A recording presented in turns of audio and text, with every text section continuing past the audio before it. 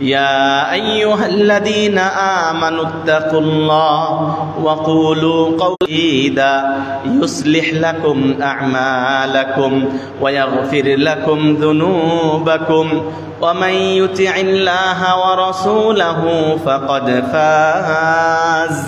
فقد فاز فوزا عظيما.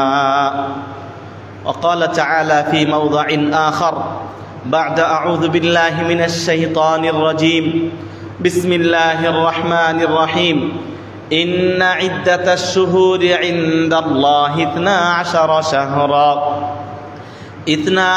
شهرا في كتاب الله يوم خلق السماوات والأرض منها 4 حرم ذلك الدين القيم فلا تظلموا فيهن أنفسكم وقاتلوا المشركين كافة كما يقاتلونكم كافة واعلموا أن الله مع المتقين.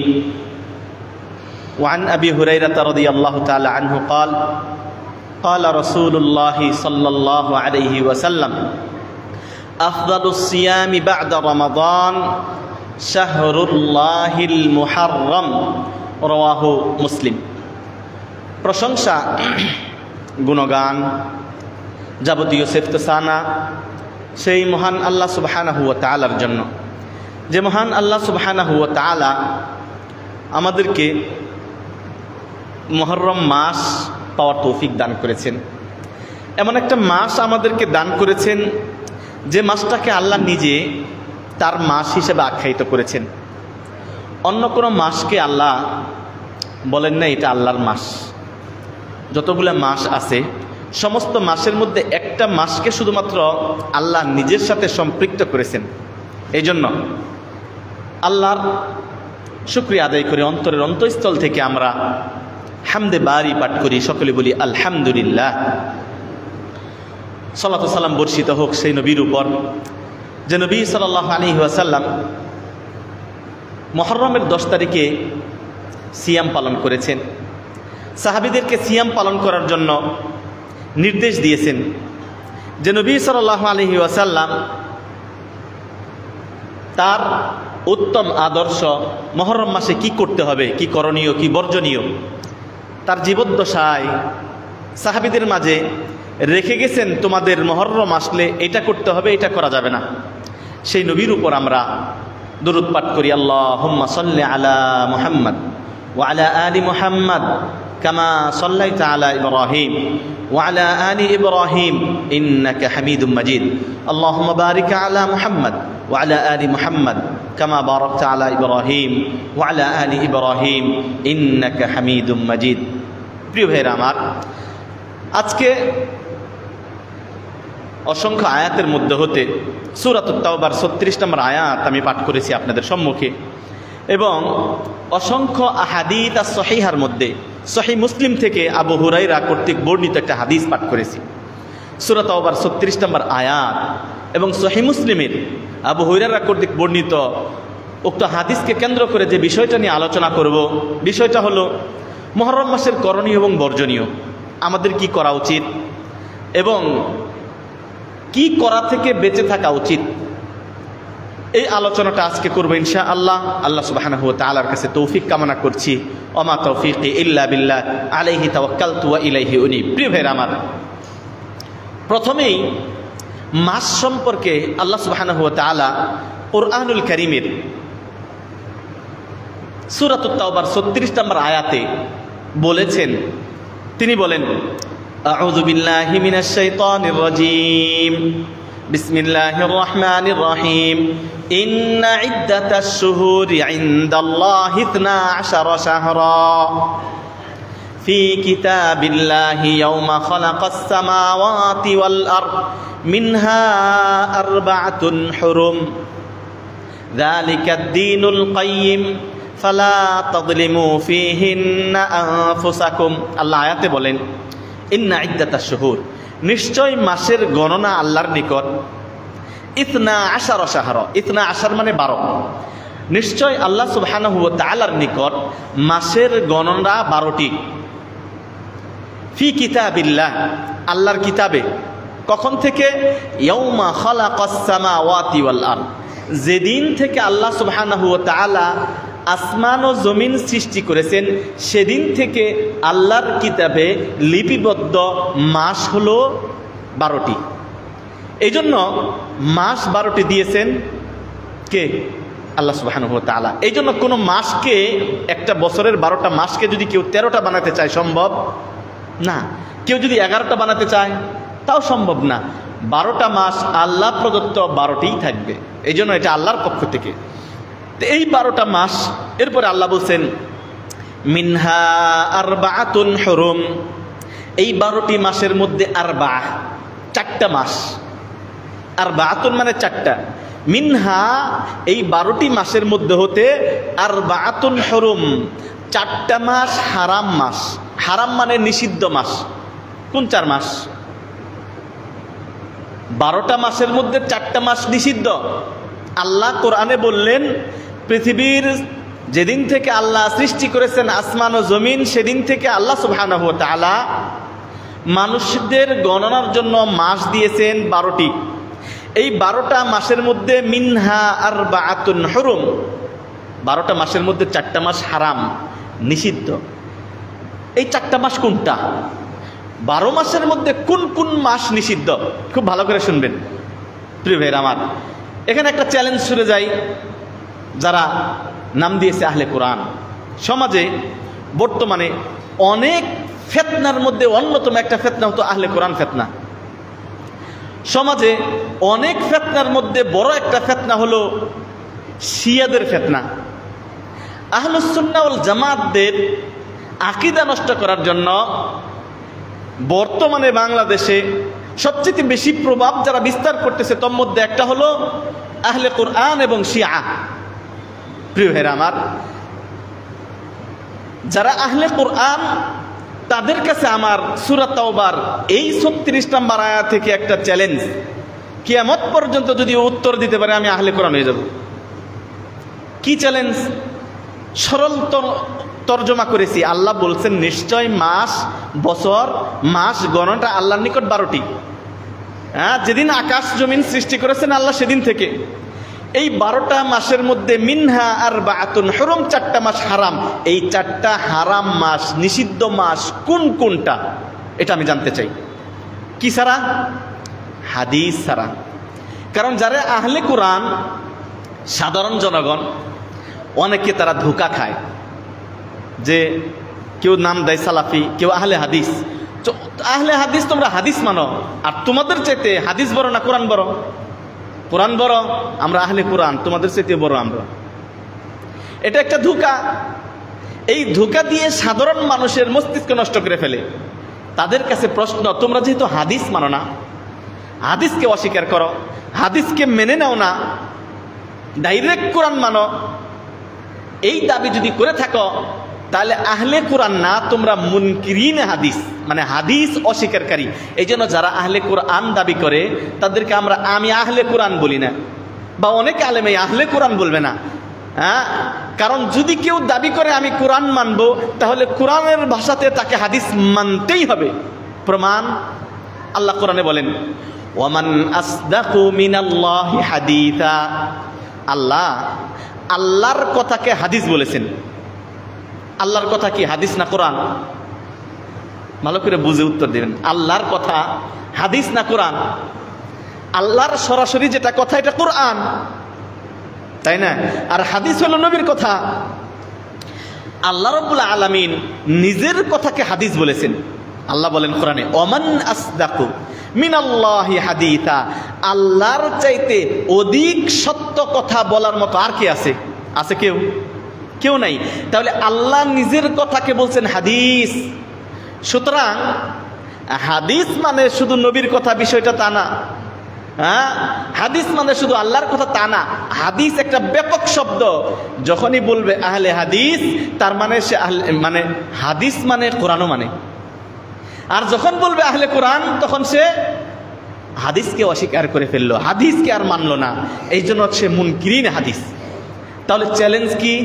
আল্লাহ সূরা তাওবার ৩৬ নম্বর আয়াতে বলল, যেদিন থেকে আসমান ও জমিন সৃষ্টি করেছি সেদিন থেকে আমি মাস গণনায় দিয়েছি ১২টি। এই ১২টা মাসের মধ্যে ৪টা মাস আমি নিষিদ্ধ করেছি, হারাম ঘোষণা করেছি। কি হারাম পরে জানবো।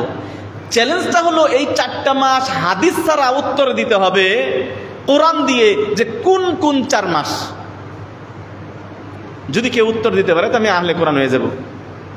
হ্যাঁ, এটা খুব ভালো করে কিয়ামত পর্যন্ত হাদিস ব্যতি রেখে এই আয়াতের ব্যাখ্যা আয়াত দিয়ে দেওয়া সম্ভব না, দিতে পারবে না। এই জন্য বোঝা যাচ্ছে কোরআন বোঝার জন্য হাদিস আবশ্যক। যদি কেউ হাদিস বাদ দিয়ে কোরআন বুঝতে চায় সে পথভ্রষ্ট হবে। এর অনেকগুলো উদাহরণ দিয়ে যাবে, আমি ওদিকে যাব না, কারণ মূল আলোচনার বিষয় আজকে মুহররম মাসের করণীয় এবং বর্জনীয়। যেহেতু উক্ত আয়াত থেকে আল্লাহ বললেন ৪টা মাস নিষিদ্ধ, আহলে কোরআনরা কোরআন দিয়ে ৪টা মাস কোনটা, রমজান মাস না কোন কোন মাস, এটা কিন্তু আল্লাহ কোরআনে বলে নাই কোথাও। তাহলে উত্তর দিবে কোথায় দিকে? দিতে পারবে না। আপনি যদি ব্যাখ্যা নিতে চান তাহলে যেতে হবে বুখারীর হাদিসে। আল্লাহ নবী সাল্লাল্লাহু আলাইহি ওয়াসাল্লাম এই আয়াতের ব্যাখ্যা করেছেন, সূরা তাওবার এই আয়াতের ব্যাখ্যা করেছেন। কি ব্যাখ্যা করেছেন দেখেন, নবীর হাদিসে গেলে ৪টা মাস কোনটা এটা আল্লাহ নবী বলেছেন। আন আবি বাকরাতা আনিন নবী সাল্লাল্লাহু আলাইহি ওয়াসাল্লাম, আবু বকরা থেকে বর্ণিত, তিনি বলেন নবী সাল্লাল্লাহু আলাইহি ওয়াসাল্লাম বলেছেন, আস-সানাতু 12, বছর হলো 12টা মাসে। হ্যাঁ, আস-সানাতু 12 শাহর মিনহা আরবাআতুন হুরুম, আল্লাহর ভাষার মধ্যেই, ভাষার মতোই নবী সাল্লাল্লাহু আলাইহি ওয়াসাল্লাম বলছেন বছর 12টা মাসে, তন্মধ্যে ৪টা মাস নিষিদ্ধ। এটা আল্লাহর কোরআনের আয়াতের মতোই। এরপরে তিনি বলছেন অতিরিক্ত, মানে আল্লাহ নবী সাল্লাল্লাহু আলাইহি ওয়াসাল্লাম কোরআনের আয়াতের ব্যাখ্যা বলতেছেন। আল্লাহ তো কোরআনে এই পর্যন্তই বলেছেন মিনহা আরবাআতুন হুরুম, বছর 12টা, এর মধ্যে ৪টা মাস নিষিদ্ধ। ৪টা মাস কোনটা আল্লাহর উল্লেখ করে নাই। আল্লাহ সুবহানাহু ওয়া তাআলা যদি বিস্তারিত কোরআনে উল্লেখ করেন সবকিছু, তাহলে কোরআন ৩০ পারায় শেষ হবে না, হয়তো ৬০ পারা, নাহলে ৯০ পারা, অথবা ১০০, ১৫০, অসংখ্য পারা হয়ে যেত, অনেক বড় হয়ে যেত, মানুষের জন্য বোঝা হয়ে যেত। এই জন্য আল্লাহ সুবহানাহু ওয়া তাআলা কোরআনে মুজিজা, অল্প কথায় ব্যাপক অর্থ বোঝায়, এটা হলো কোরআনের মুজিজা। আল্লাহ শুধু কোরআনে ওইটুকুই বললেন, নবী সাল্লাল্লাহু আলাইহি ওয়াসাল্লামের বুখারীর হাদিসে ওই ৪টা মাস কি হবে বলে দিচ্ছেন, যে বছর হলো 12টি মাসে, মিনহা আরবাআতুন হুরুম, এই 12টা মাসের মধ্যে 4টা মাস নিষিদ্ধ, সালাসাতুন মুতাতালিয়া, দেখেন 3টা নিষিদ্ধ, 3টা মাস ধারাবাহিক। একটা হলো যুলকাদা, যুলহিজ্জা, মুহররম। কয়টা হলো? যুলকাদা, যুলহিজ্জা, মুহররম। বলছে সালাসাতুন মুতাতালিয়া, 3টা মাস ধারাবাহিক। যে 4টা মাস আল্লাহ নিষিদ্ধ মাস ঘোষণা করেছেন, 3টা মাস ধারাবাহিক, আরেকটা মাস হলো যুলকাদা, যুলহিজ্জা, মুহররম। তাহলে আমরা আজকের যে আলোচনা করতেছি এটা কি মাস? মুহররম মাস। তাহলে মুহররম মাসের আলোচনার অন্যতম দিক হলো যে 4টা মাস আল্লাহ নিষিদ্ধ করেছেন, নিষিদ্ধ 4টা মাসের মধ্যে অন্যতম একটা মাস হলো মুহররম মাস। আমরা এই মাসে হায়াত পেয়েছি বলি আলহামদুলিল্লাহ। এরপরে যাব কি নিষিদ্ধ, আল্লাহ কি নিষিদ্ধ করলেন? ওয়া রজব মুদার আল্লাযী বাইনা জুমাদিয়া ওয়া শাবান। আরেকটা 4র্থ নাম্বার মাস হলো রজব মাস। বুখারীর এই হাদিস থেকে আমরা জানতে পারলাম সূরা তাওবার 36 নম্বর আয়াতের ব্যাখ্যায় যে আল্লাহ 4টা মাস নিষিদ্ধ করেছেন, হারাম মাসের অন্তর্ভুক্ত করেছেন।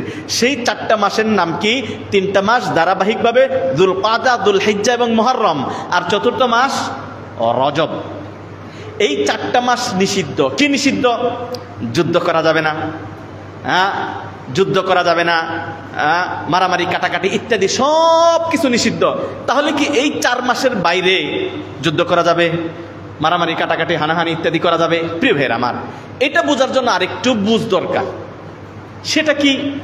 সেটা হলো আপনি যদি মানিকগঞ্জ বাজারে যে মিথ্যা কথা বলেন, গুনাহ হবে না? আর যদি এই দোয়াতালি জামে মসজিদের নয়াকান্দির মসজিদের ভিতরে বসে যদি মিথ্যা কথা বলেন, গুনাহ হবে না? গুনাহ হবে কি হবে না? গুনাহ হবে। মিথ্যা বাজারেও নিষিদ্ধ, মসজিদেও নিষিদ্ধ। আর কেউ যদি মক্কার ঘরে যে মিথ্যা কথা বলে, ওটাও নিষিদ্ধ। মিথ্যা সবসময় মিথ্যা নিষিদ্ধ, ঘুষ নিষিদ্ধ, গালাগালাজ করবেন নিষিদ্ধ, এটা সব জায়গায় নিষিদ্ধ। কিন্তু বাজারের চাইতে যদি কেউ মসজিদে মিথ্যা কথা বলে, গালিগালাজ করে, তাহলে নিষিদ্ধ আরো কঠিন। পাপ আরো কঠিন। অপরাধ বাজারের চাইতে মিথ্যা কথা মসজিদে বলা অপরাধটা জঘন্যতম, আরো গুরুতর। আর নয়াকান্দি দোয়াতালি এই মসজিদে মিথ্যা কথা কেউ বলল, আর একজন মক্কার ঘরে যে মিথ্যা কথা বললো, দুই অপরাধ কি সমান? তাহলে স্থানকাল পাত্রভেদে অপরাধ কখনো কঠিন হয়, কখনো সহজ হয়, প্রত্যেকটাই অপরাধ। আল্লাহ রাব্বুল আলামিন নিষিদ্ধ মাস করলেন, যুদ্ধ করা যাবে না, মিথ্যা বলা যাবে না, কেতাল করা যাবে না, হত্যা করা যাবে না। এই যে নিষিদ্ধ 4টা মাস করলেন, বাকি মাসেও নিষিদ্ধ, কিন্তু বিশেষ করে এই 4টা মাসে নিষিদ্ধ।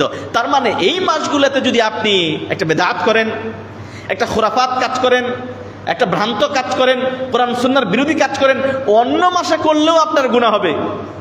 কিন্তু এই নিষিদ্ধ মাসে যদি আপনি মিথ্যা বলেন, ঘুষ খান, পরনিন্দা করেন, চুগলখুরি করেন, নিষিদ্ধ মাসের, হারাম মাসের যে সম্মান বজায় না রাখার কারণে আপনার অপরাধ আরো বেশি হবে। যেমনটা অপরাধ মসজিদে মিথ্যা বললে অপরাধ হবে, মক্কার ঘরে মিথ্যা বললে আরো বেশি অপরাধ হবে, ঠিক অনুরূপভাবে অন্য মাসে মিথ্যা বা অন্যায় করলে যেমন আপনার শাস্তি হবে, এই মাসগুলোতে করলে শাস্তির দরজাটা, স্তরটা আরো বেশি হবে। প্রিয় ভাইয়েরা আমার, নিষিদ্ধ কি?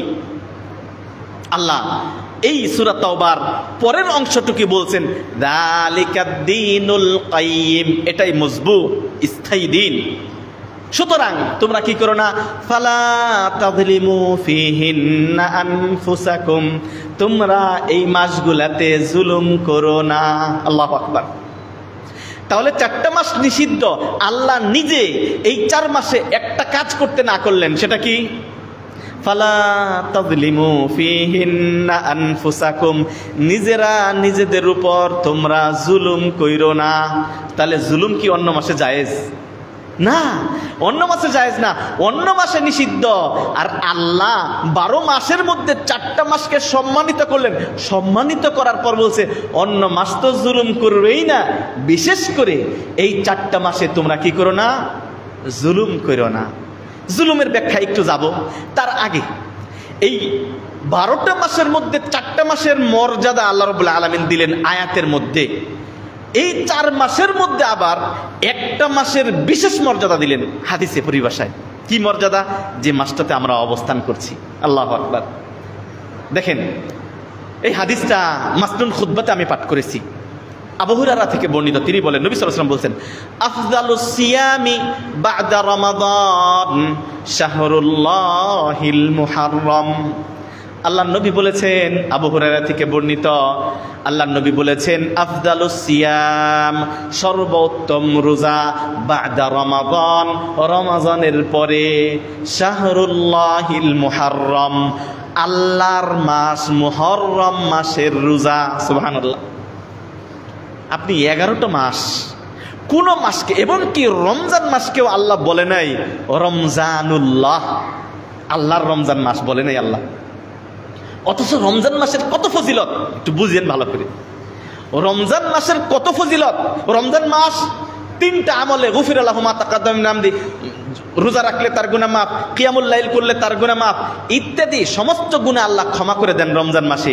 এত ফজিলত, এত ফজিলত, অথচ রমজান মাসকে আল্লাহ বলে নাই রমজানুল্লাহ, আল্লাহর মাস। কিন্তু মুহররম মাস আল্লাহর কাছে এতটা মর্যাদাপূর্ণ, এতটা তাৎপর্যপূর্ণ, এতটা গুরুত্বপূর্ণ, আল্লাহ বলছেন আফদালুস সিয়ামি বা'দা রমাদান শাহরুল্লাহিল মুহাররম, রমজানের পরে সর্বোত্তম রোজা আল্লাহর নিকট আল্লাহর মাস মুহররম মাসের রোজা। আল্লাহু আকবার। আল্লাহর মাস, শাহরুল্লাহ, শাহরুন মানে মাস, আল্লাহ মানে আল্লাহ, শাহরুল্লাহ মানে আল্লাহর মাস। একটা মাসকে সম্মানিত করতে, যে একটা মাসকে মর্যাদা আল্লাহ রাব্বুল আলামিন দিলেন কিভাবে? তার নামের সাথে নিসবাত করে, আল্লাহর নামের সাথে সম্পৃক্ত করে। অন্য কোনো মাসকে এই মর্যাদা আল্লাহ রাব্বুল আলামিন দেন নাই। তাহলে আপনি যে মাসে অবস্থান করতেছেন, এই মাসটার মর্যাদা আল্লাহ সুবহানাহু ওয়া তাআলা কতটুকু দিয়েছেন? আল্লাহ যদি নিজে কোনো জিনিসকে তার দিকে নিসবাত করে, তাহলে ওটার কদর, ওটার মর্যাদা, ওটার তাৎপর্য অনেক বেশি। এই জন্য সালেহ আলাইহিস সালাতু ওয়াস সালামকে আল্লাহ রাব্বুল আলামিন কি দিয়েছিলেন? উট। এই জন্য উটকে বলছেন নাকাতুল্লাহ, আল্লাহর উট, ওকে মাইরো না, এটা আল্লাহর উট, আল্লাহর পক্ষ থেকে মুজিজা। নাকাতুল্লাহ, আল্লাহর। মসজিদের এত মর্যাদা কারণ কি? মসজিদের এত মর্যাদা, হ্যাঁ, এত ফজিলত কেন? মসজিদ বাইতুল্লাহ, আল্লাহর ঘর। এখানে আল্লাহ থাকেন। ছোট একটা বাচ্চা যখনই বলছে মসজিদ হলো আল্লাহর ঘর, বলছে আল্লাহ কি তাহলে ওখানে থাকেন আল্লাহর ঘর? হ্যাঁ, ছোট মানুষ, তার মাথায় প্রশ্ন থাকছে যে আল্লাহ মসজিদে গেলে তো আল্লাহরে দেখি না, এটা আল্লাহর ঘর কেমনে হলো? হ্যাঁ, তো ছোট মানুষ, ছোট প্রশ্ন, আল্লাহর ঘর, তো আল্লাহর ঘর কেন বললেন? এটার মর্যাদা, এটার তাৎপর্য বোঝানোর জন্য। তো শাহরুল্লাহিল মুহাররম, মুহররম মাসটা আল্লাহর মাস কেন দিলেন? এই মাসের তাৎপর্য বোঝানোর জন্য। কি তাৎপর্য? আল্লাহ বললেন এই মাসের। এখন আমরা তাহলে মুহররম মাসের গুরুত্ব বুঝলাম। আল্লাহ সূরা তাওবায় মুহররম মাসের কথা বলেছেন। আল্লাহ সহিহ মুসলিমের হাদিসে মুহররম মাসকে নিজের নামের সাথে তাৎপর্য সম্পৃক্ত করে দিয়ে এই মাসের মর্যাদা আল্লাহ অনেক গুণ বাড়িয়ে দিয়েছেন। সুতরাং এই মাসের ফজিলতটা কি? এই মাসে আমাদের কি করণীয়? প্রিয় ভাইয়েরা আমার, অনেকগুলো করণীয়ের মধ্যে অন্যতম একটা করণীয় হলো নবী সাল্লাল্লাহু আলাইহি ওয়াসাল্লাম কদিমা আল মদিনা। ইতিহাস কেন? এক নাম্বার, এই মাসের 10 তারিখে আল্লাহ নবী সাল্লাল্লাহু আলাইহি ওয়াসাল্লাম সিয়াম পালন করেছেন এবং তিনি সিয়াম রাখার নির্দেশ দিয়েছেন। এটা একটা সংক্ষিপ্ত ইতিহাস, এটা জানতে হবে। কারণ এরপরে আমাদের বর্জনীয় কি? সূরা তাওবার আয়াত থেকে আমরা একটা বর্জনীয় পাইলাম। এই মাসে আল্লাহ বলছেন লা তাযলিমু ফীহিন্না আনফুসাকুম, তোমরা নিজেদের উপর জুলুম কইরো না। জুলুম মানে কি? এটার একটু ব্যাখ্যা না করলেই নয়। তাহলে আল্লাহ নিজে এই 4 মাসে জুলুম করতে নিষেধ করেছেন।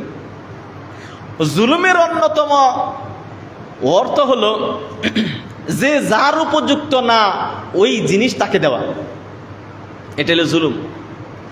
যে যার উপযুক্ত না ওই জিনিস তাকে দেওয়া, এটা হলো জুলুম। আল্লাহ জুলুম করতে নিষেধ করেছেন। আমরা চলতে ফিরতে সব জায়গায় শুধু জুলুম করে। বাবা জুলুম করে ছেলের উপর, ছেলে জুলুম করে বাবার উপর, মা জুলুম করে সন্তানের উপর, সন্তান জুলুম করে মায়ের উপর, বিভিন্নভাবে স্বামী জুলুম করে স্ত্রীর উপর, স্ত্রী জুলুম করে স্বামীর উপর, মুসল্লিরা জুলুম করে ইমামের উপর, ইমাম জুলুম করে মুসল্লিদের উপর, রাষ্ট্র পরিচালক যারা যারা করেন তারা জুলুম করে জনগণের উপর, জনগণ জুলুম করে রাষ্ট্র যারা পরিচালনা করে তাদের উপর। পরস্পরের অধিকার না দিয়ে সবাই সবার উপর জুলুম করে। একজন সন্তান বাবার কথা না শুনে, বাবার কথা মতো না চলে, সে বাবার উপর জুলুম করলো। বাবা তার সন্তানকে সম্পদ থেকে বঞ্চিত করে তাকে উত্তম আদর্শ শিক্ষা না দিয়ে, বাবা দুনিয়াবী শিক্ষা দিয়ে, পরকালমুখী শিক্ষা না দিয়ে তার সন্তানের উপর জুলুম করলো। সন্তান বাবার কথা না শুনে, সন্তান বাবার উপর জুলুম করলো। এইভাবে একজন স্ত্রী তার স্বামীর প্রকৃত অধিকার না দিয়ে স্বামীর উপর জুলুম করলো। একজন স্বামী তার স্ত্রীর প্রকৃত অধিকার না দিয়ে পরক্রিয়ার সাথে জড়িত হয়ে স্ত্রীর উপর জুলুম করলো। একজন রাষ্ট্রনায়ক যিনি রাষ্ট্র পরিচালনা করেন তারা জনগণের পরিপূর্ণ অধিকার না দিয়ে জনগণের উপর জুলুম করে। জনগণ রাষ্ট্রনায়কের আনুগত্য না করে, তাদের কথা মতো না চলে, অন্যায় করে রাষ্ট্র যারা পরিচালনা করে তাদের উপর জুলুম করে। এভাবে এক দল আরেক দলের উপর জুলুম করে। প্রত্যেক ব্যক্তি কোরআন এবং হাদিস মোতাবেক যাকে যে দায়িত্ব দেওয়া হয়েছে ওই দায়িত্বটা যদি কেউ পালন করে তাহলে এই জুলুম থেকে মুক্ত হবে। একজন খতিব এসে মুসল্লিদের তামান্না যদি না মিটাতে পারে, মুসল্লিদের খুতবাতে সময় নষ্ট করে যুগ উপযোগী তার কি দরকার ওইটা যদি না দিতে পারে, ইমাম খতিব জুলুম করলো মুসল্লিদের উপর।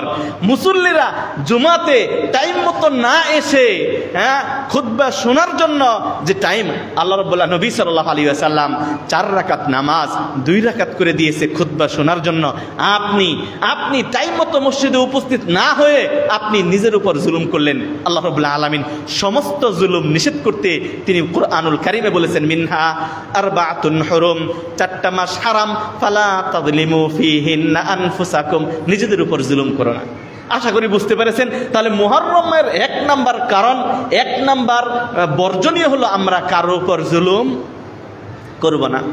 মালিক তার মনিবের উপর, মনিব তার মালিকের উপর, আপনি দোকান চালান, দোকানে কিছু কর্মচারী রেখেছেন, কর্মচারী সঠিকভাবে দায়িত্ব পালন না করে মালিকের উপর জুলুম করে, মালিক তার ফ্যাসিলিটি পরিপূর্ণরূপে না দিয়ে তার উপর জুলুম করে। আল্লাহ রাব্বুল আলামিন কুরআনুল কারীমে মুহররম মাসে স্পষ্ট করে ঘোষণা বলছেন, ফালা তাযলিমু ফীহিন্না আনফুসাকুম, এই মাসগুলোতে তোমরা জুলুম করবে না। প্রিয় ভাইরা আমার, এটা হলো আমাদের মুহররম মাসের বর্জনীয়, আমরা জুলুম করব না। দ্বিতীয় জুলুমের সবচেয়ে বড় অর্থ হলো শিরক করা। জুলুমের সবচেয়ে বড় অর্থ শিরক করা। কারণ কি, আল্লাহ রাব্বুল আলামিন কোরআনুল কারীমে সূরা লুকমানের মধ্যে স্পষ্ট করে বলেছেন, তিনি বলছেন ইন্নাশ শিরকা লাযুলমুন আযীম, নিশ্চয়ই শিরক হলো সবচেয়ে বড় জুলুম। কেন জুলুম? পৃথিবীতে কেউ, সমস্ত মাখলুককে সৃষ্টি করেছেন কে? আল্লাহ সুবহানাহু ওয়া তাআলা। যিনি খালেক, যিনি সৃষ্টিকর্তা, তিনি ইবাদত পাওয়ার যোগ্য। যিনি আপনাকে সৃষ্টি করেন নাই, সে কি আপনার ইবাদত পাওয়ার যোগ্য? কখনো না। সুতরাং যিনি উপযুক্ত, যে উপযুক্ত খালেক, সৃষ্টিকর্তা হইতে হবে আল্লাহ, ইবাদত পাওয়ার যোগ্য। যখন আল্লাহর ইবাদত আল্লাহকে না দিবেন, তখন আপনি জুলুম করলেন। এটা জুলুমের অন্যতম।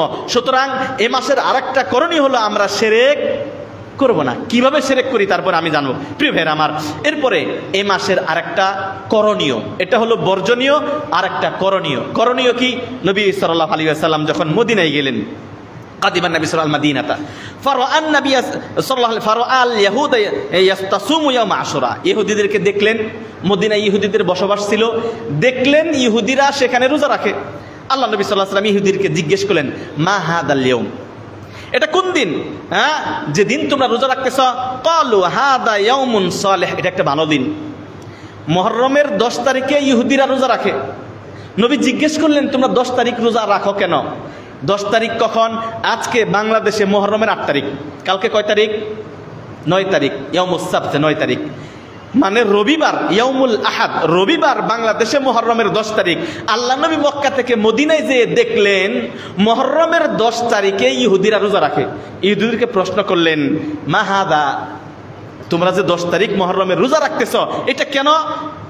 ইহুদিরা উত্তর দিতেছে, হাদা ইয়াউমুন নাজ্জাল্লাহু বানি ইসরাঈলা মিন আদুবিহিম, এটা এমন একটা দিন মুসা আলাইহিস সালাতু ওয়াস সালাম, মুসা আলাইহিস সালাতু ওয়াস সালাম এবং তার যে কওমকে ফিরআউনের জুলুম থেকে আল্লাহ রাব্বুল আলামিন তাদেরকে মুক্ত করেছিলেন।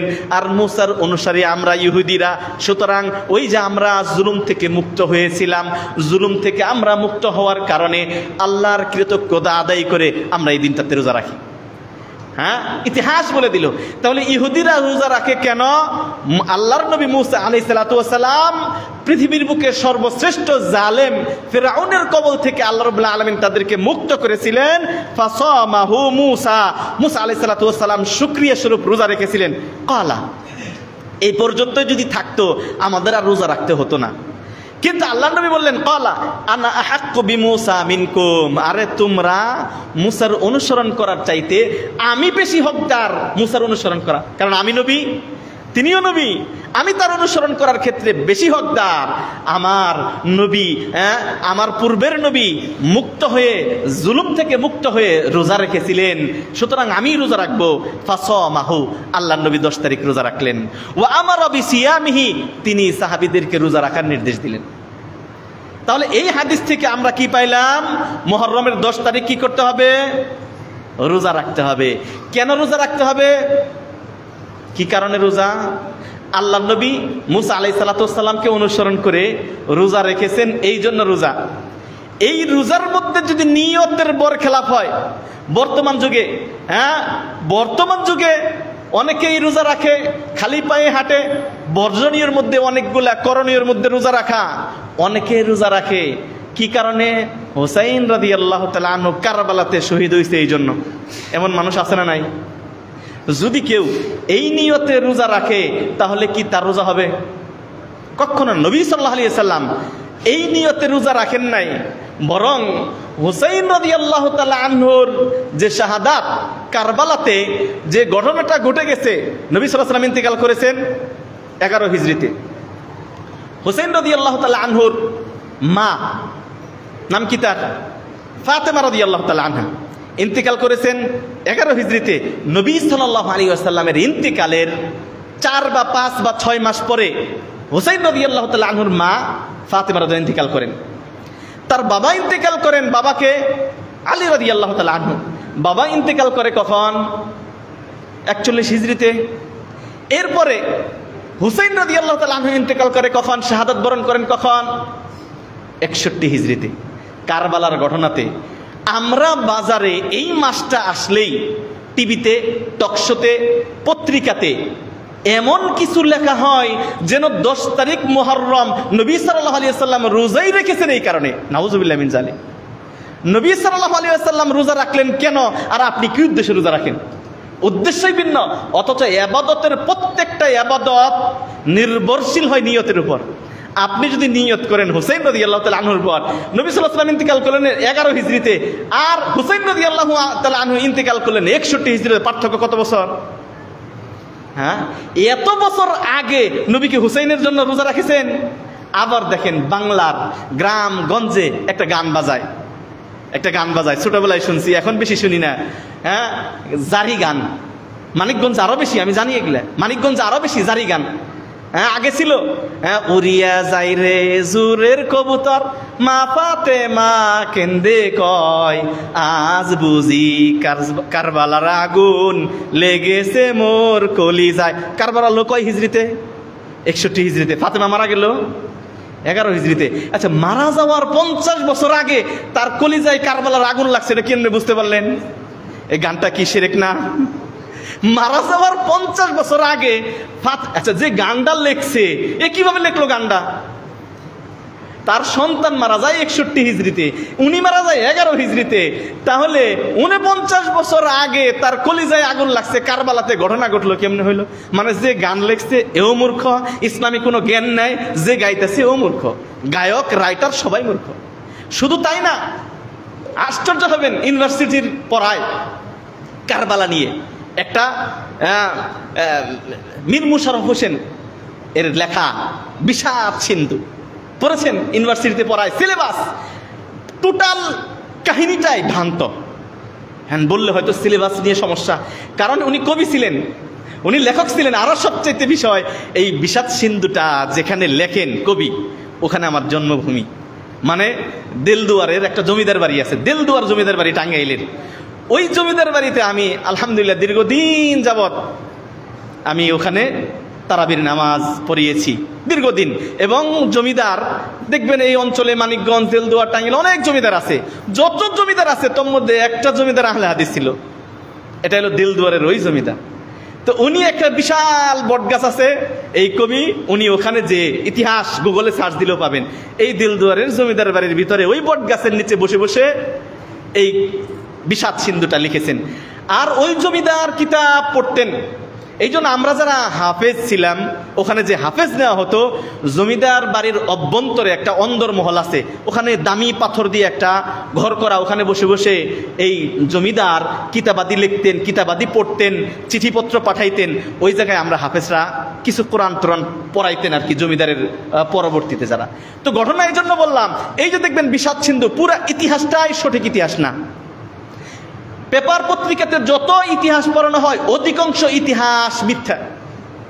দেখবেন সবাই গালি দেবে ইয়াজিদকে। আমি আজকে ইতিহাসের দিকে যাচ্ছি না, নেক্সটে যদি আসি তখন ইনশাআল্লাহ আলোচনা করব এবং কোনটা সঠিক ইতিহাস আর বাংলার এই কবিতা বা প্রিন্ট মিডিয়া বা মানুষের মুখে যে সয়লাভকৃত ইতিহাস, এটা কোনটায় ভুল, এটা ইনশাআল্লাহ তুলে ধরবো। প্রিয় ভাইয়েরা, আমরা আমাদের করণীয় এবং বর্জনীয়র দিকে যাই। তাহলে বর্জনীয় আরেকটা হচ্ছে করণীয় রোজা রাখা, বর্জনীয় জুলুম না করা, আল্লাহর ভাষায়, নবীর ভাষায় করণীয় 10 তারিখ সিয়াম রাখা। করণীয় হলো সিয়াম রাখা আল্লাহর নবী যে উদ্দেশ্যে রেখেছেন, সেটা হলো জুলুম থেকে মুক্ত হয়ে। আমরা তো এবার সিয়াম পালন করতে পারি, আমরাও জুলুম থেকে মুক্ত হয়েছি আলহামদুলিল্লাহ। জুলুম থেকে মুক্ত হয়ে শুকরিয়া স্বরূপ কৃতজ্ঞতা আদায় করে আল্লাহ নবী সাল্লাল্লাহু আলাইহি ওয়াসাল্লাম সিয়াম পালন করেছেন। এই উদ্দেশ্যে সিয়াম পালন করতে হবে। বাকি যত কাজ করা হয় সবগুলাই অনইসলামিক, একটারও কোনো হদিস নাই, বরং এগুলা শিয়াদের আকীদা ও বিশ্বাস। এই জন্য শুনেছি, আমি একটু আগেই খুতবার আগেই শুনতে পারলাম, 15,000-এর একটা মিছিল হয় এই মানিকগঞ্জে 10 তারিখে, খালি পায়ে হাঁটে ইত্যাদি। আমি কখনো এ ধরনের দেখি নাই, শুনেছি। হ্যাঁ, কিন্তু মিরপুরে আমি দেখেছি ঢুল পিটায় আর ঘোড়া সাজায়। এই সবগুলার ইতিহাসের সাথে আমাদের ইসলাম, আমরা যে মুহররম মাসের করণীয়র সাথে কোনো সম্পর্ক নাই। মুহররমের মাসের করণীয় কখনো বলে না আপনি হাই হুসেন বলে বুক চাপড়েন, এটা কখনো ইসলামিক কাজ না, বরং এটা শিয়াদের আকীদা। এই জন্য আরেকটা পয়েন্ট হলো, শিয়ারা কেন হাই হোসেন বলেন, হাই হাসান বলে না? আলী রাদিয়াল্লাহু তাআলা আনহুর একটা সন্তান না। আলী রাদিয়াল্লাহু আনহু সন্তান কয়জন? আমি আর আপনি শুধু জানি দুইজন, ওই যে মুরব্বী বলেই ফেললেন দুইজন। আলী রাদিয়াল্লাহু আনহু দুইজন সন্তান না, হ্যাঁ অনেকগুলো সন্তান, কিন্তু আমাদের মুখে মুখে হাসান আর হুসাইন আর সন্তানের খবর আমরা জানি না। আর হাসান হুসাইনের মধ্যে শিয়ারা কখনো বলে না হাই হাসান, কখনো শুনতে পাবেন না, শুধু বলে হাই হোসেন। কেন কেন? এটার একটা সূক্ষ্ম ইতিহাস আছে। আপনাদেরকে শিয়ারা ধোঁকা দেয়। আপনার আহলুস সুন্নাহ ওয়াল জামাতের মানুষদেরকে শিয়ারা বোঝায় আমরা নবীর আওলাদদেরকে কত ভালোবাসি, ওদের জন্য বুক চাপড়াইতেছি, ওদের জন্য রক্ত দিতেছি, এটা বোঝায়। আচ্ছা, নবীর সন্তানকে আপনি ভালোবাসেন না? নবীর সন্তান হিসেবে হাসান হুসাইনকে ভালোবাসেন না? নবীর আওলাদ হিসেবে, নাতি হিসেবে হাসানকে যেমন ভালোবাসতে হবে, হুসাইনকে যেমন ভালোবাসতে হবে, হাসানকে অনুরূপ ভালোবাসতে হবে। হাসান, হুসাইন এবং আলী রাদিয়াল্লাহু তাআলা আনহুর অন্য যত সন্তান আছে, সমস্ত সন্তানকে নবীর ভালোবাসার টানেই, নবীর বংশের হওয়ার কারণে সমান ভালোবাসতে হবে। ভাই, তোমরা শুধু হুসাইনকে ভালোবাসো, এটা গোত্রের টান, এটা সূক্ষ্ম একটা ইতিহাস, গোত্রের টান মানুষকে বোঝায়। তোমরা নবীরে ভালোবাসো, নবীর সন্তানরে ভালোবাসো না, এই জন্য হাই হোসেন বলো না। কিন্তু আমরা নবীকে ভালোবাসি, হাই হোসেনকে ভালোবাসি।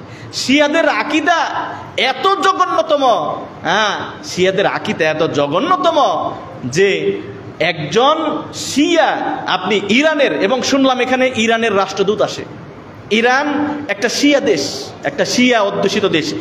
আমরা মদিনা ইসলামিক ইউনিভার্সিটিতে লেখাপড়া করেছি, আমাদের সহপাঠী এমন ছিল তারা একবার পড়তে আসছে আর ইরানে ফিরে যেতে পারে নাই।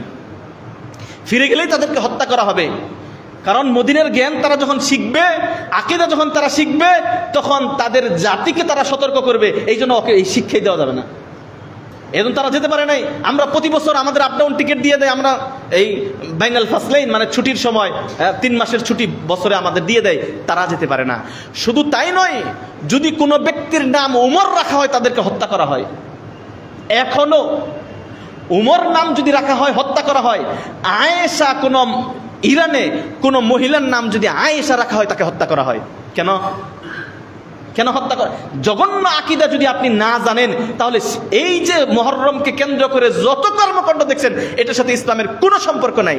অথচ নবী সাল্লাল্লাহু আলাইহি ওয়াসাল্লাম বলছেন, এক স্পষ্ট করে বলছেন, মান শাক্কাল জুয়ুব ওয়া দাআ বিদাওয়াতিল জাহিলিয়া ফালাইসা মিন্না। যে ব্যক্তি কোনো ব্যক্তির মৃত্যুকে কেন্দ্র করে বুক চাপড়ায়, পকেট ছিঁড়ে ফেলে, মুখ চাপড়ায়, এই যে ইত্যাদি বিলাপ করে, এই তাজিয়া করে, এই বিলাপ, সে আমার দলের অন্তর্ভুক্ত না। কে বলেছেন? নবী সাল্লাল্লাহু আলাইহি সাল্লাম। তাহলে তার নাতির জন্য বুক চাপড়াইতেছে, আর নবী বলছেন ও আমার দলের অন্তর্ভুক্তই না, দলের অন্তর্ভুক্ত না, কাজ করা যাবে না। পৃথিবীতে যদি কোনো মহিলার স্বামী মারা যায়, শুধুমাত্র ওই মহিলা তার ইদ্যত পর্যন্ত একটা লম্বা সময়, তিন ইদ্যত, এই লম্বা সময় সে শোক পালন করবে, গহেনা পরবে না, সাজসজ্জা করবে না, বাহিরে যাবে না, আনন্দ জাহির করবে না। আর পৃথিবীতে কারো মৃত্যুতে, এবং কি নবী সাল্লাল্লাহু আলাইহি ওয়াসাল্লামের মৃত্যুতে 3 দিনের বেশি শোক পালন করা জায়েজ নেই।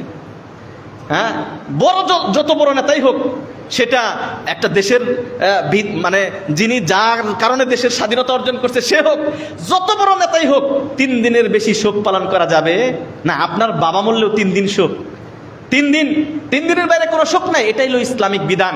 সেখানে কোন দিন আমরা হুসাইনকে ভালোবাসি, আমরা হাসানকে ভালোবাসি, নবী সাল্লাল্লাহু আলাইহি ওয়াসাল্লামের দৈহিত্র যাদেরকে নবী সাল্লাল্লাহু আলাইহি ওয়াসাল্লাম ভালোবেসেছেন, হাসান এবং হুসাইনকে আল্লাহ নবী সাল্লাল্লাহু আলাইহি ওয়াসাল্লাম এতটা ভালোবেসেছেন যে তাদের এমন কোনো জায়গা নেই যেখানে আল্লাহ নবী সাল্লাল্লাহু আলাইহি ওয়াসাল্লাম চুম্বন করেন নাই। খুতবা দিতে যেয়ে তিনি নেমে গেছেন হাসান হুসাইনের জন্য। প্রিয় ভাইয়ের আমার, এই জন্য যত কর্মকাণ্ড করা হয় কোনোটাই এটা ইসলামিক না। এখান থেকে আমাদের সরে আসতে হবে। খালি পায়ে থাকা, এই কয়দিন না খেয়ে থাকা, ইত্যাদি ইত্যাদি, এটা কোনোটাই, এগুলো সবই জাহিলিজি। বরং তারা যেখানে শিয়ারা আয়েশার নাম পর্যন্ত শুনতে পারে না, উমর নাম পর্যন্ত শুনতে পারে না, কেননা কোরআনের ব্যাখ্যা করে কিভাবে দেখেন তারা। কোরআনের ব্যাখ্যা করে আল্লাহ রাব্বুল আলামিন সূরা আল বাকারার মধ্যে বলছেন, ইযবাহু বাকারা, ওই যে মুসা আলাইহিস সালাতু ওয়াস সালাম এর যুগে ঘটনা, এক ব্যক্তি এক লোককে মেরে ফেলছে, নিজে মারছে, নিজে মেরেই মুসার কাছে বিচার নিয়ে আসছে, এই যে অমুককে মারছে এর বিচার চাই। মুসা আলাইহিস সালাতু ওয়াস সালাম তো বিচার কিভাবে করবে জানেন না, কে তাকে হত্যা করেছে।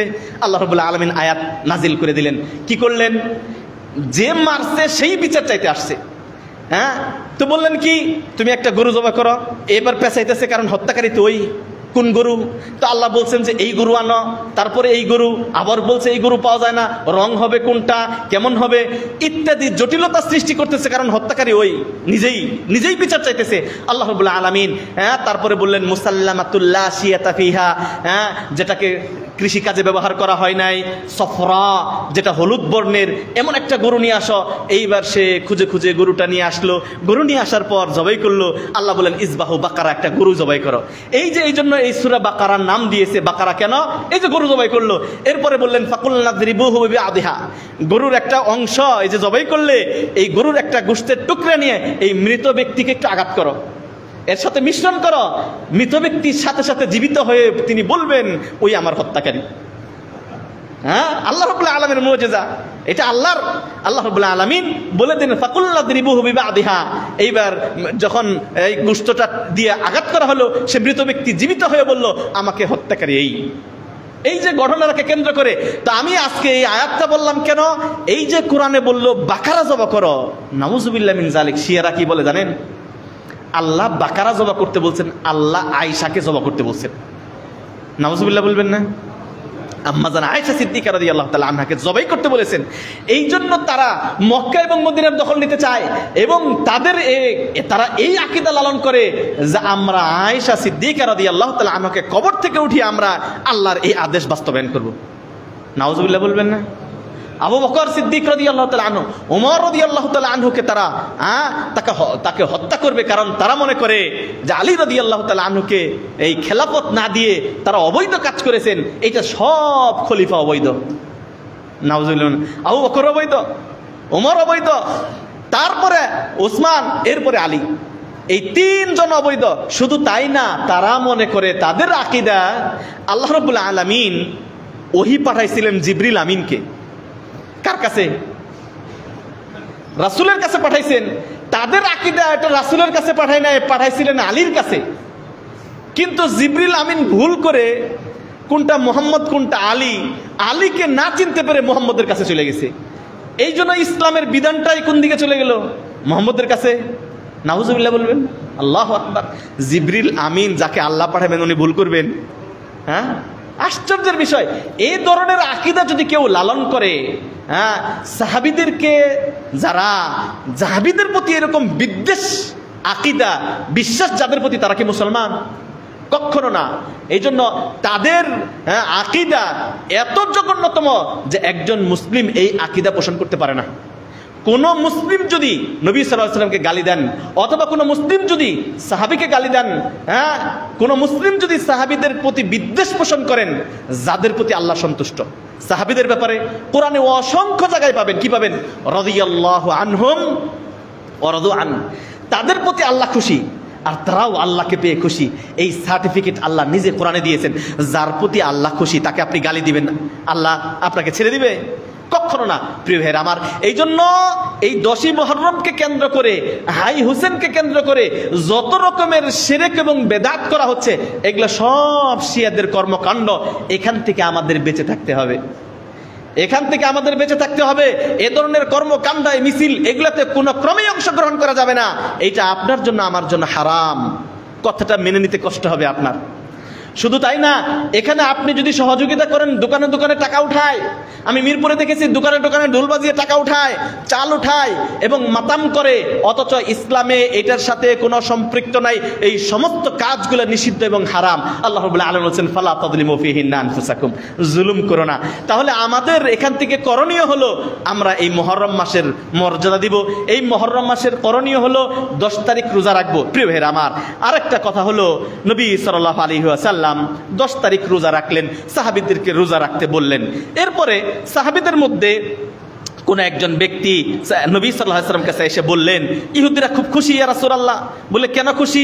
বলছেন আপনি তো তাদের ঈমান নিছেন, মানে ওরাও 10 তারিখে ইহুদিরা রোজা রাখে, আপনিও রোজা রাখতে বললেন, ওরা মহা খুশি যে দাঁড়াও একটু অপেক্ষা করো, মোহাম্মদ তো মাত্র মুহররমের 10 তারিখের রোজা মানছে, এরপরে দেখবা সবই মানবে আমাদের।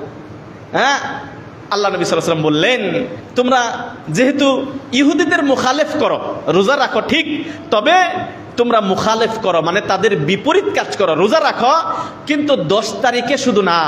হ্যাঁ, তিনি বললেন লা ইন বাকিতু আমান লা আসুমান্নাত তাসে, যেহেতু তারা তাদের সাথে মিল হয়ে গেল, সাদৃশ্য হয়ে গেল 10 তারিখ রোজা রাখার কারণে, হ্যাঁ, আগামী বছর যদি আমি বেঁচে থাকি তাহলে আমি 9 তারিখ রোজা রাখবো। 9 তারিখ কোন দিন? কালকে। 9 তারিখ কোন দিন? আজকে মুহররমের 8 তারিখ। তাহলে নবী সাল্লাল্লাহু আলাইহি ওয়াসাল্লাম যদি বেঁচে থাকতেন, তিনি বললেন লা ইন বাকিতু আমান, যদি আমি আগামী বছর বেঁচে থাকি লা আসুমান্নাত তাসে, শুধু 10 তারিখ না 9 তারিখেও রোজা রাখবো। এই জন্য মুহররমের রোজা হলো নবী রেখেছেন 10 তারিখে, আর তার তামান্না, তার ইচ্ছা ছিল 9 তারিখে রোজা রাখা। অতীব দুঃখের বিষয়, নবী সাল্লাল্লাহু আলাইহি ওয়াসাল্লাম পরের বছর আর বেঁচে ছিলেন না, তিনি ইন্তেকাল করলেন, আল্লাহর কাছে চলে গেলেন। আমাদের কতিপয় ভাইয়েরা এটা মেনে নিতে পারে না, মেনে নিতে পারে না যে নবী সাল্লাল্লাহু আলাইহি ওয়াসাল্লাম ইন্তেকাল করেছেন, মেনে নিতে পারে না যে নবী সাল্লাল্লাহু আলাইহি ওয়াসাল্লাম গায়েব জানেন না। আল্লাহর নবী যদি গায়েব জানতেন, এই হাদিসের ব্যাখ্যা কি দিবেন? আল্লাহর নবী বলে যেতে পারতেন, সাহাবীরা তোমাদেরকে 10 তারিখে রোজা রাখতে বললাম, আগামী বছর আমি বাঁচবো না, হ্যাঁ আমি মারা যাব, তোমরা 9 তারিখে রোজাটা রাখো, তাদের বিপরীত করে বলে যেতে পারতেন যদি তিনি গায়েব জানতেন। তিনি গায়েব জানেন না, তার অন্যতম প্রমাণ এই হাদিস। কি উত্তর দিবেন আপনি যারা বলে নবী গায়েব জানে, গায়েবের নবী, নবী গায়েব জানে যারা দাবি করে, এই হাদিসের কি উত্তর দিবেন? নবী বলে গেলেন আগামী বছর যদি বাঁচি 9 তারিখ রোজা রাখবো, তিনি আর বাঁচেন নাই, ওই বছর তিনি ইন্তেকাল করলেন। তার মানে আল্লাহর নবী গায়েব জানেন না। আল্লাহ রাব্বুল আলামিন যতটুকু গায়েব তাকে জানিয়েছেন অতটুকু তিনি জানেন। এই জন্য কোরআনে বলছেন কুল্লা আমলিকু লিনাফসি নাফআ ওয়ালা দাররা, আমি কারো উপকার এবং ক্ষতি করতে পারি না। উপকার এবং ক্ষতি করার মালিক কে? আল্লাহ। তাহলে নবী কোনো উপকার ক্ষতি করতে পারে না। আমার পীর পারবে, আমার বাবা, আমার মা, আমার বড় পীর আব্দুল কাদের জিলানী। কিন্তু মানিকগঞ্জের অধিকাংশ মানুষ কোনো না কোনো পীর ধরা, যত মানুষ তার চাইতে বেশি পীর। এবং কি আমার দেলদুয়ারের, আমার গ্রামে অনেকগুলা মানিকগঞ্জের পীরের ধরা। ওখানে আমার কাছে রিপোর্ট আসে, হ্যাঁ আমার গ্রামের অমুকের পাশে বলবো মানিকগঞ্জের পীরের ধরা, অমুকের পীরের ধরা। হ্যাঁ এইখান থেকে ওখান থেকে এসে এখানে যাদের পীর আছে তাদের কাছে সেই হাদিয়া তোহবা নিয়ে আসে, তারাও আবার এই এখানকার পীরেরা ওখানে যায়, গান বাজায়, মেলা করে, ইত্যাদি ইত্যাদি। নবী যেখানে মানুষের উপকার করতে পারেন, আপনার পীর উপকার করতে পারবে? আল্লাহ স্পষ্ট করে বলছেন, তিনি বলছেন ওয়ালাউ কুনতু আ'লামুল গায়ব, নবী বলছেন নবীর কথায়, আমি যদি গায়েব জানতাম লাস্তাকসারতু মিনাল খাইর, আমার জীবনে কখনো অকল্যাণ আসতো না, উহুদের প্রান্তরে আমার দাঁত ভাঙতো না। আমি যদি জানি ওখানে গেলে আমার দাঁত ভেঙে যাবে, আমি যাবো কেন? তিনি গায়েব জানে না, তিনি গায়েব জানতেন না। প্রিয় ভাইয়ের আমার, আল্লাহ নবী সাল্লাল্লাহু আলাইহি ওয়াসাল্লাম গায়েব জানেন না। প্রিয় ভাইয়ের আমার, তাহলে আল্লাহর নবী সাল্লাল্লাহু আলাইহি ওয়াসাল্লামের রোজা রেখেছেন 10 তারিখ, তিনি তামান্না করেছেন 9 তারিখ। এই জন্য আমাদেরকে রোজা রাখতে হবে। আজকে মুহররমের 8 তারিখ, আমরা কালকে 9 তারিখ রোজা রাখবো, মানে আজকে রাতে সাহারি খাবো, কালকের দিন রোজা রাখবো। 10 তারিখ বাধ্যতামূলক, 10 তারিখ রোজা রাখবোই, তার সাথে 9 তারিখ। আর কারো যদি মিস হয়ে যায়, 9 তারিখ কোনো ক্রমে রোজা রাখতে পারে নাই, 10 তারিখের সাথে পরের 11 তারিখও রাখতে পারে। কারণ মূল উদ্দেশ্য হলো ইহুদিদের বিপরীত করা। মানে ইহুদিরা একটা রোজা রাখে, আমরা কয়টা রাখবো? 2টা।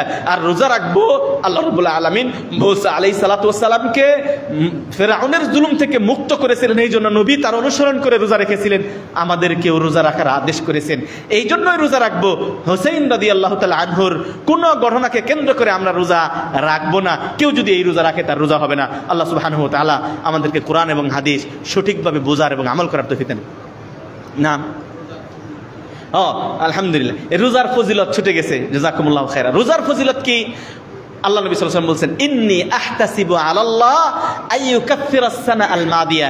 এই মুহররমের 10 তারিখ, 10 তারিখের সাথে 9 অথবা 11, এই 2টা রোজা কোনো ব্যক্তি যদি রাখে, আমি আল্লাহর কাছে কামনা করি আল্লাহ রাব্বুল আলামিন আপনার জীবনের 1 বছরের গুনাহ ক্ষমা করে দিবেন। 1 বছরের গুনাহ মাফ, 2টা সিয়াম পালন করার কারণে। আল্লাহ আমাদের এই 2টা সিয়াম পালন করার তৌফিক দান করুন, আমিন।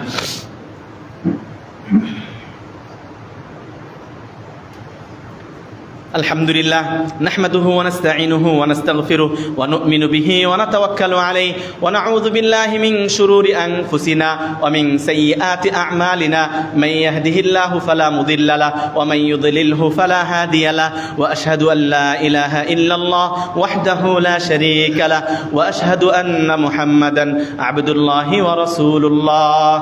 আল্লাহুম্মা আ'ইজ্জাল ইসলাম ওয়াল মুসলিমিন ওয়া আযিল্লাশ শিরকা ওয়াল মুশরিকিন ওয়া দাম্মির আ'দা'আদ-দ্বীন ওয়াজআল হাযাল বালাদা আমিনাম মুতমাইন্নান ওয়া সাইরা বিলাদিল মুসলিমিন।